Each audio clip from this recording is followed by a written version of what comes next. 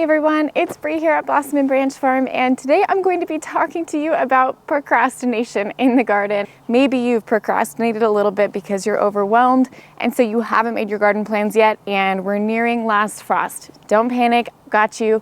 Today we're going to go over a garden plan for you. I am totally guilty of this. I tend to be one of those people who just goes to the store and randomly grabs a bunch of seed packets, and then suddenly I get overwhelmed in springtime figuring out what goes where.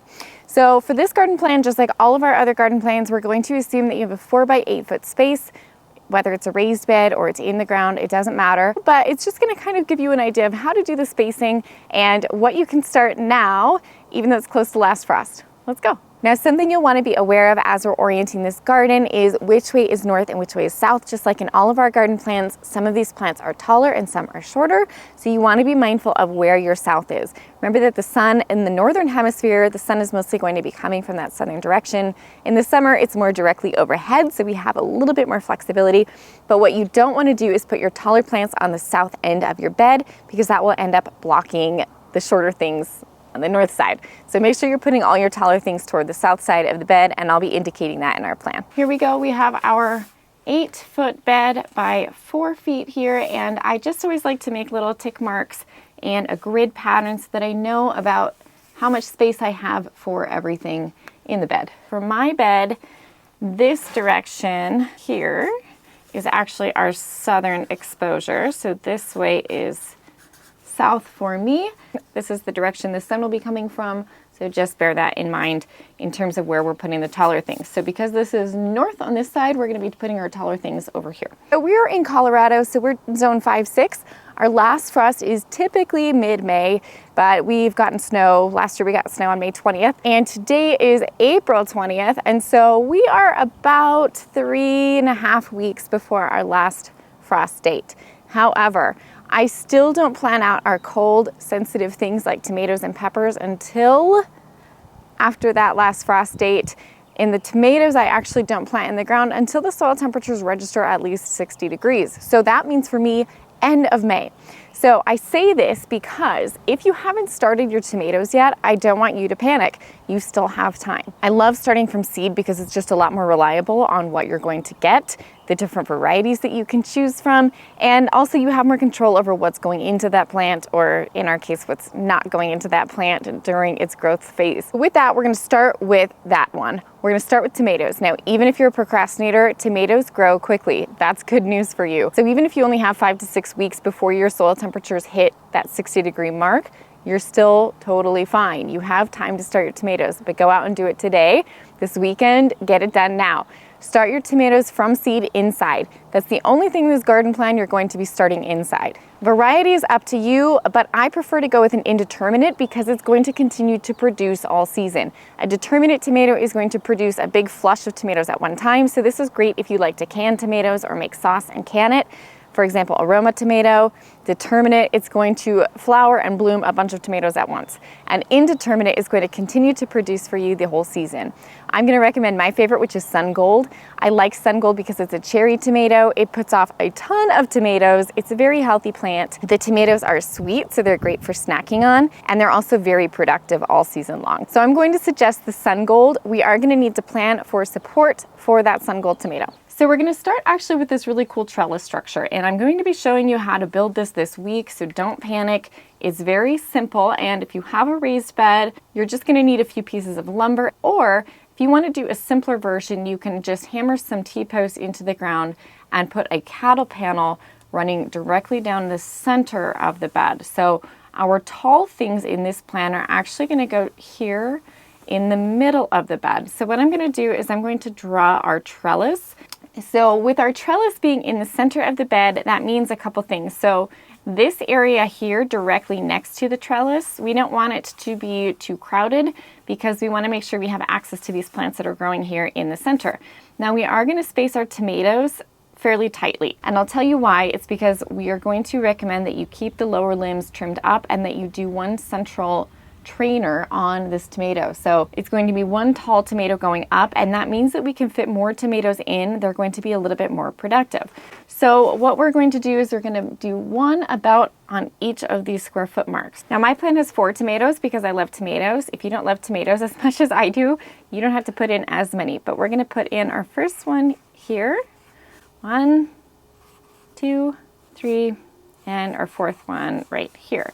So here are our tomatoes. You could do all sun gold, you could do a variety. It's really up to you. Okay, so the tomato is the only one that you're going to be starting from seed inside. So this is very doable. Just start your tomatoes inside. You don't have to do a whole bunch of other stuff. Next in our garden plan is cucumber. And cucumbers are a great producer. And the great thing about cucumbers is you don't have to start them inside. Many people do start them inside, but you really don't have to. And they're going to struggle if you start them inside and then try to transplant them out. They just tend to get shock when they get transplanted. So better to start them directly in the ground. The variety I'm going to recommend to you is called Marketmore, and Marketmore is a really great cucumber. It's delicious, it's crunchy, so even when it gets a little bit big, this happens to me all the time, where I forget to go out and pick my cucumbers, or I just get overwhelmed with cucumbers and they get a little bit too big too fast. The Marketmore tends to stay sweet even when you let it go a little bit too far. So I really like the Marketmore. It is a very heavy producer, so we're only going to need to put one of them in our garden. So our cucumber, we're only going to do one because trust me, you get overwhelmed with cucumbers, but we are going to give it a little bit of space to spread. And so we're going to put that cucumber and we're going to give it basically this whole area right here. So this spot right here is going to be reserved for our cucumber. And again, we are going to be training that up this trellis as well. So we're going to have a string tied down to the ground and we're going to be training that cucumber directly up that. It's going to make it easier to harvest. It's also going to give us a little more room by utilizing this vertical space. Next up, we have beans. I love pole beans in the garden. Number one, they're pretty. Especially the variety that I'm going to suggest you grow. They're very beautiful. They have pretty foliage. So the variety I'm going to suggest to you is a purple pole. And the reason I like the purple one is number one, it's delicious. Number two, it has beautiful foliage. And number three, my kids love to eat them because we've nicknamed them the magic beans because they turn from purple to green when you cook them. And anything that's going to get my kids to eat vegetables is a win. So that's the next one I'm going to suggest. We're going to grow a few of those. We're going to grow 4 of them because we want to make sure we have enough all at one time. Otherwise, sometimes you get like 3 or 4 beans and then it's not really worth cooking. So we're going to do 4 bean plants in the garden. We're going to put our beans on this trellis as well. And the beans we can space a little bit tightly. I like to do about 1 every 6 inches. So we're going to put beans here. 1, 2, 3, 4 going up our trellis. So if you go with a bush bean, you're not going to be able to climb them. So select a pole bean for this plant. Now, next up, we have one that you're going to have to seek out at a garden center. If you tend to eat a lot of these things, they're really great to have in the garden because it's really nice to be able to go out and grab a fresh onion. There's just really nothing like it. They're so fresh and crunchy, and I love the convenience factor.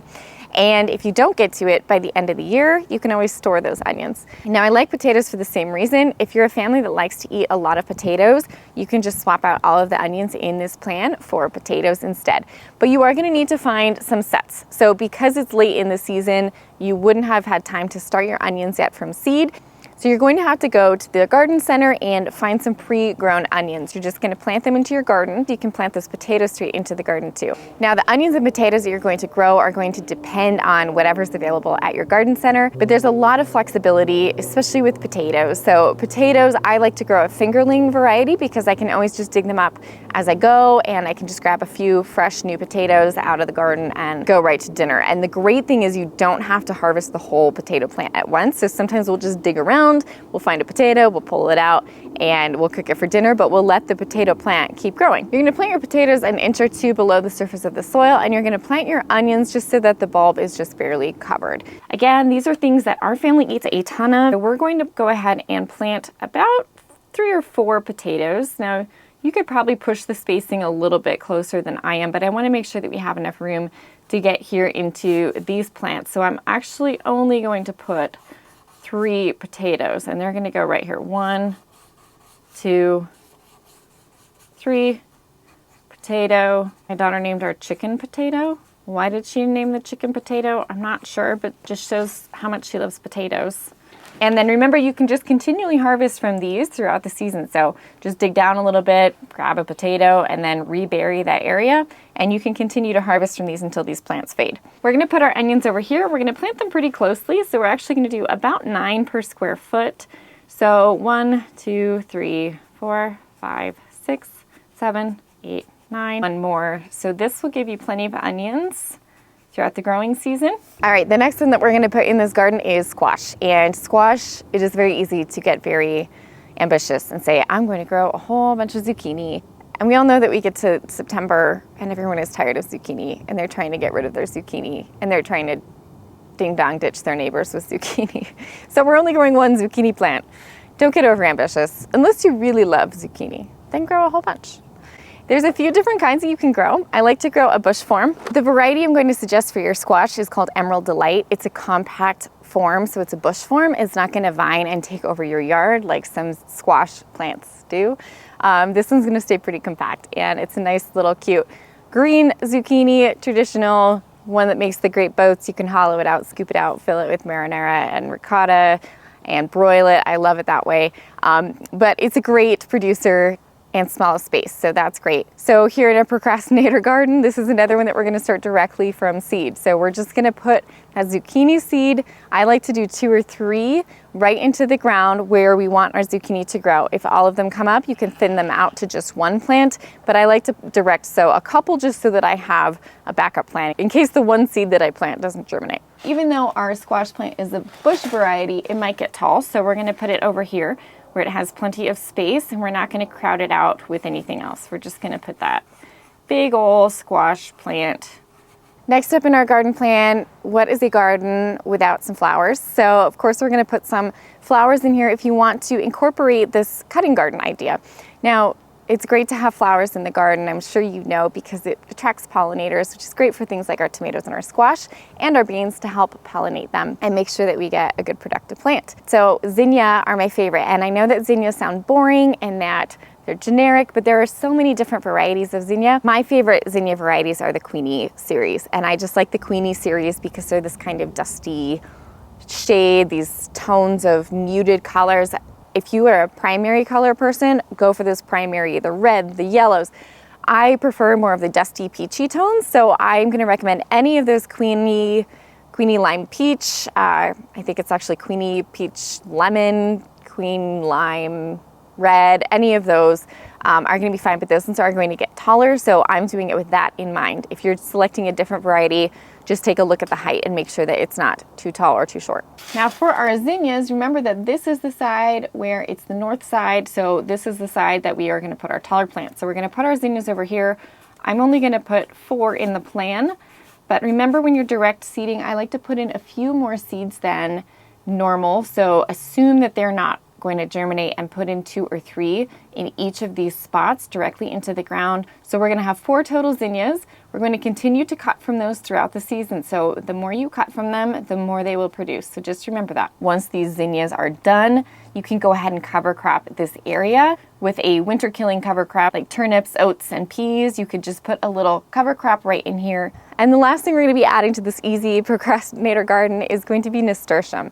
And I love Nasturtium in a garden because it's great for pest prevention. It kind of serves as a little trap crop. They also make beautiful edible flowers. So I love to float a Nasturtium flower on top of a cocktail in the summertime. And the leaves are nice and peppery, so you can always add them to salads as well. So we're going to plant those around the exterior of the bed so that they can kind of spill out and over and have this beautiful effect. So not only are they pretty, they're also productive in the garden, and they're good as a companion plant. So we're going to be popping those Nasturtium kind of around the outsides of this garden bed, and that's going to let them kind of trail. So we're going to put these Nasturtium anywhere you see. I'm making kind of a little spot right here, here, here. So they're going to go all the way around the bed.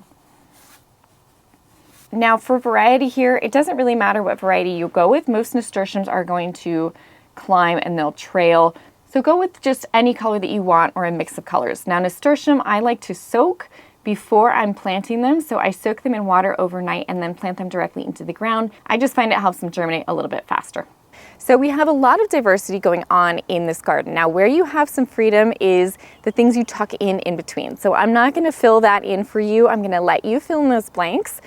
And wherever there is a patch in the garden, feel free to run to your garden center, find an organic herb plant in a pot, and go ahead and transplant it into your garden. So things like rosemary, thyme, some cilantro, some parsley. Cilantro you could actually even direct seed into the garden if you wanted to, as well as parsley. Into these little pockets, we'll plant some of those low-growing herbs, and chives are another one. I love to be able to just go out and snip some chives from the garden in the morning to put on top of my scrambled eggs.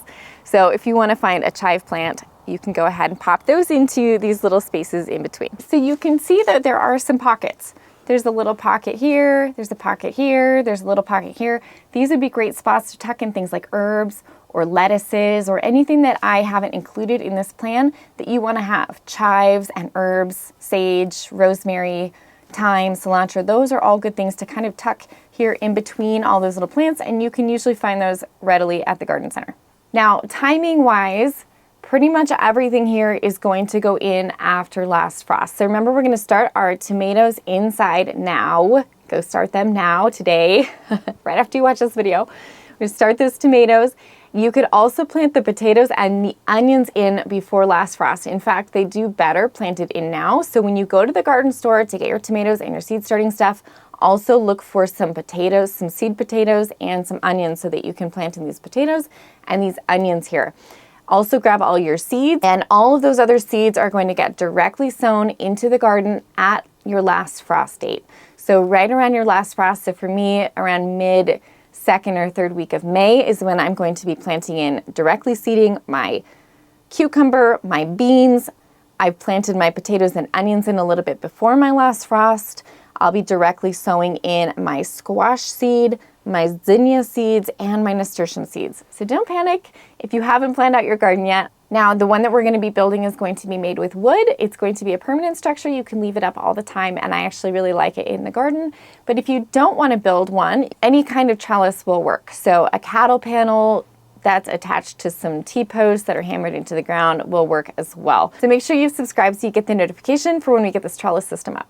Okay, fellow procrastinators, I hope that this was helpful for you in coming up with a plan for your last minute garden. And I hope it also helps clarify maybe some varieties in case you were getting overwhelmed like I sometimes do. If you like this video, please like and subscribe. We appreciate it so much, and we'll see you soon around the farm.